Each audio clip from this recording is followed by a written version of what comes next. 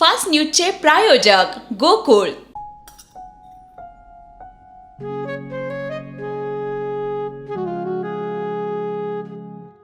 बाबा, आज येताना बासुंदी घेऊन या ना. अगं, कालच आपण आईचा वाढदिवस होता म्हणून आणली होती ना.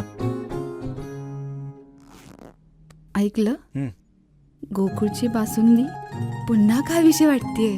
खरं सांगू, मलाही खावीशी वाटतेय. पुन्हा पुन्हा खावीशी वाटणारी गोकुळ बासुंदी. भारतात अवैध घुसखोरी केल्याप्रकरणी 3 बांगलादेशींना 5 वर्षाच्या तुरुंगवासाची शिक्षा. मुंबईतील NIA विशेष न्यायालयाचा निकाल.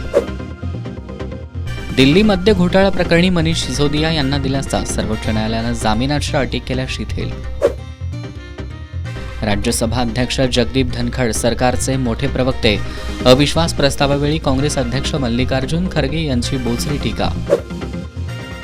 संजय मल्होत्रा यांनी RBIचे 26वे गव्हर्नर म्हणून पदभार स्वीकारला. पुढील 3 वर्षासाठी राहणार गव्हर्नर. देशात होणाऱ्या तरुणांच्या अचानक मृत्यूमागे कोरोना लस नाही. केंद्रीय आरोग्यमंत्री JP नड्डा यांची राज्यसभेत माहिती. महाविकास आघाडी आणि काँग्रेस आमदार खासदारांमध्ये अस्वस्थता. भाजप प्रदेशाध्यक्ष चंद्रशेखर बावनकुळेंचं वक्तव्य. मुख्यमंत्री सहाय्यता निधी कक्षाचे प्रमुख म्हणून डॉक्टर रामेश्वर नाईक यांची नियुक्ती. मंगेश चिवटेंना हटवलं. परभणीत डॉक्टर बाबासाहेब आंबेडकर पुतळा परिसरातील प्रतिकृतीच्या नुकसानीच्या निषेधार्थ आंदोलनाला हिंसक वळण. जिल्हाधिकारी कार्यालयात तोडफोड. जिल्ह्यात जमावबंदी आदेश लागू.